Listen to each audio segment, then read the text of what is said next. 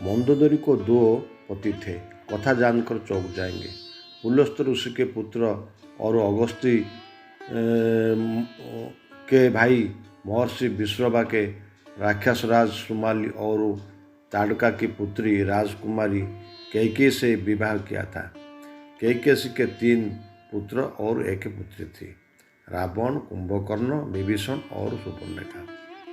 विश्रवा की दूसरी पत्नी ऋषि भरद्वाज की पुत्री इलाविडा थी, जिससे कुबेर का जन्म हुआ। इलाविडा को वर्षानी भी कहते हैं। कुछ मान्यता के अनुसार इलाविडा चक्रवर्ती सम्राट तृणाविष्णु की अल्माबुसा नामक अप्सरा से उत्पन्न पुत्री थी। इसी तरह रावण के सौतेले भाई थे कुबेर। रावण को त्रिलोक विजयी, कुंभकर्ण को 6 माह की नींद और विभीषण को भगबुद्ध की वरदान प्राप्त था। तीनों भाई कुबेर से छीन ली गई लंका से रहते थे। रावण के दिति के पुत्र मय की कन्या मंदोदरी से विवाह किया, जो हेमा नामक अप्सरा से गर्भ से उत्पन्न हुई थी। विरोचन पुत्र बाली की पुत्री वज्रज्वाला से कुंभकर्ण और गंधर्वराज महात्मा शैलस की कन्या शर्मा से विभीषण का विवाह हुआ। मंदोदरी की जन्म कथा। पौराणिक कथा के अनुसार एक बार मथुरा नामक एक अप्सरा कैलाश पर्वत पर पहुंची।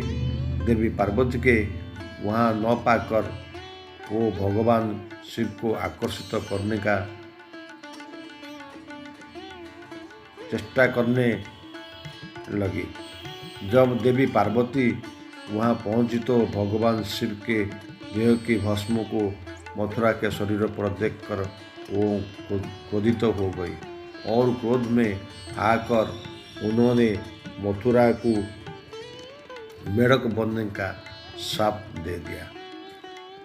उसने मथुरा से कहा कि आने वाले 12 वर्ष तक वो मेढक के रूप में इस कुएं में ही रहेगी।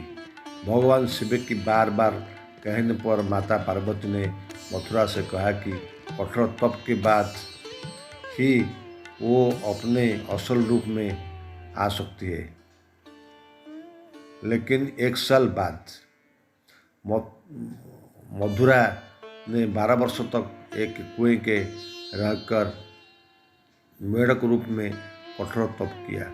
जब 12 वर्ष पूर्ण होने वाले थे तब मायासुर और उनकी पत्नी हेमा पुत्री की कामना से वहां तप शुरू करने पहुंचे, जहां मथुरा तप कर रही थी। जैसे ही मथुरा के 12 वर्ष पूर्ण हुए वो अपने असली रूप में आ गई और कुएं से बाहर निकलने के लिए मदद के लिए पुकारने लगी।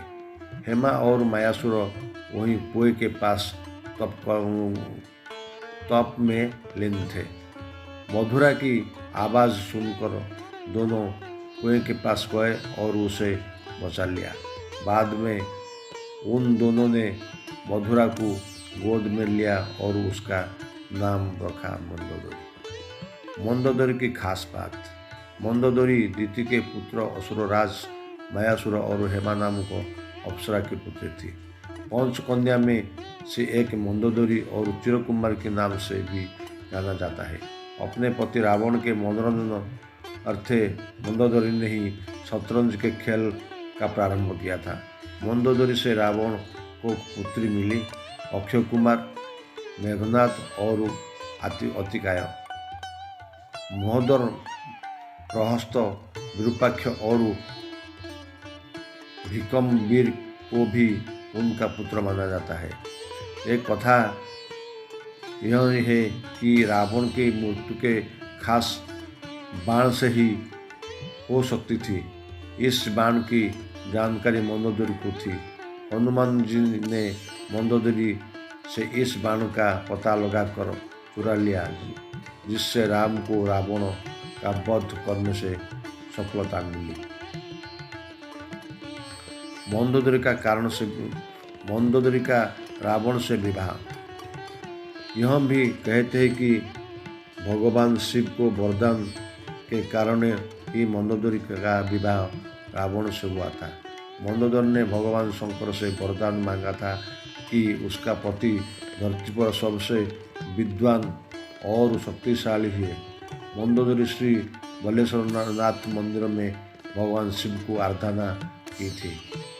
वो मंदिर मेरठ से शहर के इलाके में है।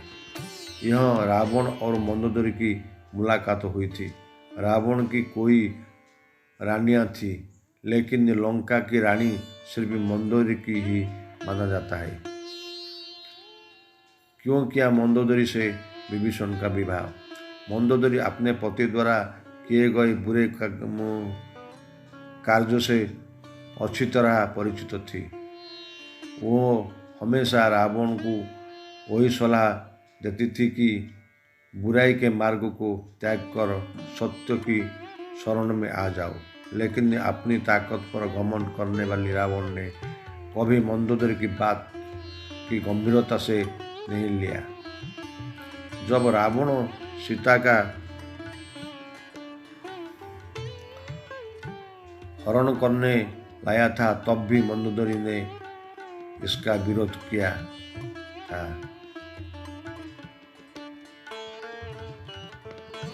लेकिन रावण ने मंदोदरी की एक नहीं सुनी और रावण का राम के साथ भयंकर युद्ध हुआ। ऐसा माना जाता है कि राम रावण युद्ध एक मात्र विभीषण को छोड़कर उनके पूरे कुल का नाश हो गया। रावण की मृत्यु के पश्चात रावण कुल के विभीषण और कुल की कुछ महिला ही जिंदा बची थी। युद्ध के पश्चात मंदोदरी भी युद्ध भूमि पर गई और वहाँ अपने पति, पुत्र और अन्य संबंधियों का शव देखकर अत्यंत दुखी हुई। फिर उन्होंने प्रभु श्री राम की और देखा, जो अलौकिक आभा से युक्त दिखाई दी थी। श्री राम ने लंका के दुखद भविष्य हेतु विभीषण को राजपाट सौंप दिया। अद्भुत रामायण के अनुसार विभीषण के राज्याभिषेक के बाद प्रभु श्री राम ने बहुत ही विनम्रता से मंदोदरी के सक्षम विभीषण से विवाह करने का प्रस्ताव किया। साथ ही उन्होंने मंदोदरी को यह भी याद दिलाया कि वो भी लंका का महारानी और अत्यंत बलशाली रावण की विधवा है। कहते हैं कि उस वक्त उन्होंने इस प्रस्ताव पर कोई उत्तर नहीं दिया। प्रभु श्री राम अपनी पत्नी सीता और भ्राता लक्ष्मण से साथ वापस अयोध्या लौट गए। तब पीछे मंदोदरी ने खुद को महल में कैद कर लिया और बाहर दुनिया से अपना संपर्क खत्म कर दिया। कुछ समय बाद वो पुत्र अपने महल से निकली और विभीषण से विवाह करने की तैयार हो गई। लेकिन मंदोदरी के बारे में इस बात पर विश्वास करना थोड़ा मुश्किल है, क्योंकि मंदोदरी एक सती स्त्री थी जो अपने पति के प्रति समर्पण का भाव रखती थी। ऐसे में मंदोदरी का विभीषण से विवाह करना अपने आप से हैरान करने वाली घटना थी। हालांकि रामायण की से इतर की रामायण में ऐसे ही कोई अजीब किस्से हैं। यह भी सोचने की आते हैं कि कुछ समाज में प्राचीन काल में ऐसा ही प्रचलन था। सुग्रीव ने भी बाली के मारे जाने के बाद उसके पत्नी से विवाह कर दिया था। मित्रों, अगर मेरा वीडियो अच्छा लगा तो सब्सक्राइब करें।